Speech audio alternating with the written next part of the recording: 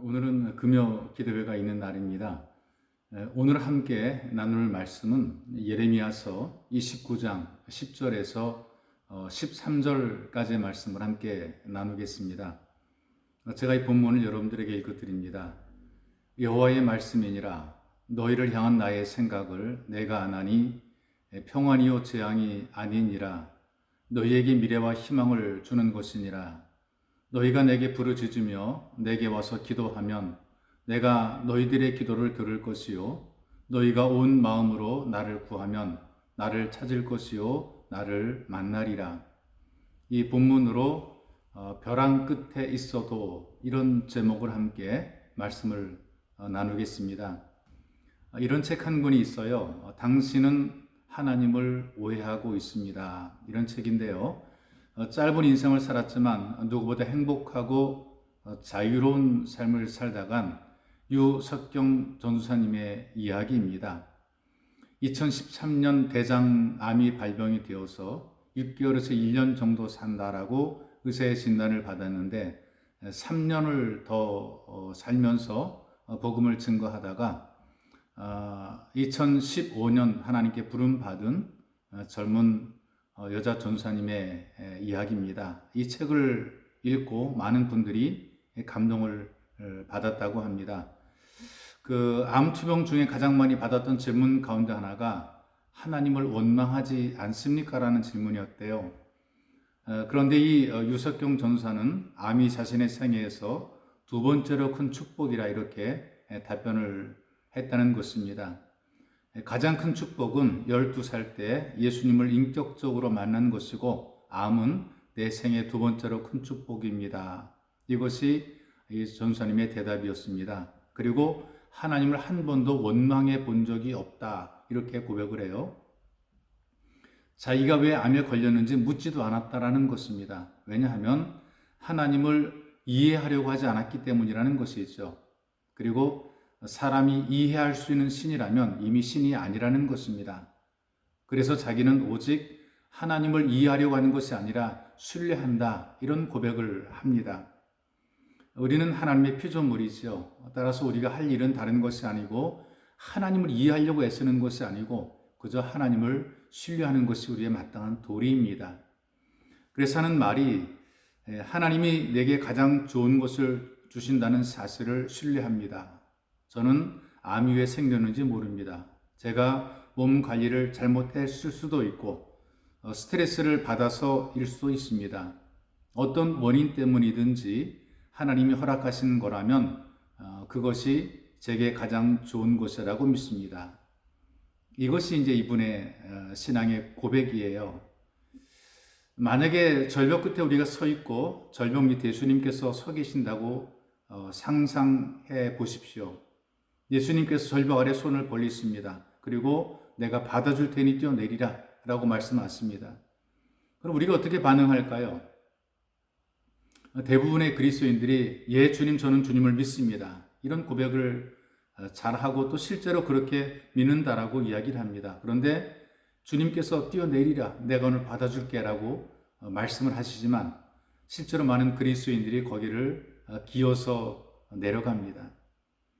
그러는 동안에 피도 나고 상처도 입습니다. 주님에게로 훅 뛰어내리게 되면 주님 품에 안기는 경험을 하게 되는데 또 다치지도 않는데 믿음이 좋다라고 말함에도 불구하고 뛰어내리지 못하고 기어서 내려가는 사람들이 많다는 얘기죠. 왜냐하면 완벽하게 주님을 신뢰하지 못하기 때문에 그런 것이고 자주 주저주저하고 있다는 것입니다.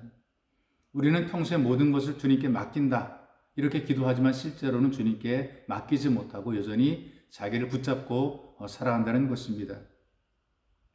그런데 여기 유석경 전사의 고백은 이렇습니다. 건강이 악화는 절벽과 같은 위기였다는 것이죠. 그런데 의사에게 암입니다라는 그 말을 듣는 순간에 절벽에서 손을 놓는 자기를 발견했다는 것입니다. 10년 동안 기도해도 안 됐다는 것이죠. 놓는 것, 하나님께 던져 맡기는 것. 이거 10년 기도했는데 주님께 맡깁니다라고 기도했는데 그러나 맡기지 못했던 것을 암입니다라고 진단하게 될 때 그때 주님께 다 맡겼다는 것입니다. 단번에 주님에게 몸을 던진 것이죠. 그 절벽에 손을 놓으니까 자유롭고 그 절벽의 소리로 창공을 향해서 날아가는 경험을 했다라고 고백을 합니다. 그래서 자기는 이 암이 정말 축복이라고 생각을 하고, 또 암이 축복이라고 생각하는 또 다른 이유 가운데 하나가 뭐냐 하면 자기는 죽음을 준비할 시간을 갖게 되었기 때문이라 이런 고백을 해요. 만일 사고로 죽는다면 사랑하는 사람과 작별할 인사를 할 시간도 갖지 못하고 회개할 시간도 없고 또 죽음을 준비할 시간도 없었을 터인데, 그러나 나는 죽음 앞에서 준비할 시간이 있기 때문에 축복이고 감사할 일이다, 이런 고백을 합니다. 이런 당당한 믿음이 지금의 현실을 극복하는 능력 있는 믿음이 된 것이죠. 때로는 부끄럽기도 합니다. 우리가 살아가면서 어떤 현장, 어떤 삶의 자리에 있든지 내 인생, 내 삶을 주님께 던져 맡기는 이 믿음으로 살아갈 때에 우리는 비로소 벼랑 끝에 서 있을지라도 날아갈 수 있는 능력을 얻게 되는 것이고, 능력 있는 성도의 삶을 살게 되는 것입니다. 해보지 못했던 것들을 우리가 한번 해보는 귀한 기회가 되었으면 좋겠습니다. 현실이 위기고 어렵지만 이 위기를 주님께 맡김으로 극복해내는 이런 믿음의 사람들이 되시기를 주님의 이름으로 축복합니다. 살아계신 하나님, 정말 은혜 고맙고 감사합니다. 우리가 하나님을 살아계신다 고백하지만 이 믿음을 온전히 가지지 못하고 입술로는 고백하는데 삶으로는 고백하지 못했던 부끄러움을 용서해 주시고, 주님, 우리도 정말 살아계신 하나님을 철저히 믿고 그 하나님에게 우리 삶을 맡기는 큰 믿음, 능력 있는 믿음을 주시옵소서. 현실이 아무리 힘들고 어렵더라도 하나님께 맡기는 당당함과 담대함으로 세상을 이기는 능력 있는 성도의 삶이 되게 도와주옵소서. 그리고 현실 앞에 전전긍긍하며 고민하고 아파하는 우리 모든 예수 가족들에게 위로와 능력을 덧입혀 주시고 힘있게 기도하게 도와주옵소서. 당장 코앞에 닥친 문제들 앞에서 하나님의 도우심을 간절히 갈망하는 사랑하는 예수 가족들의 간절함을 기억해 주시고 주님, 저들을 위로해 주시기를 간절히 원합니다.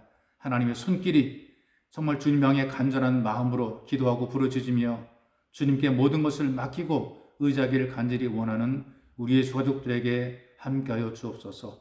보배로우신 예수님의 이름으로 기도하옵나이다. 아멘.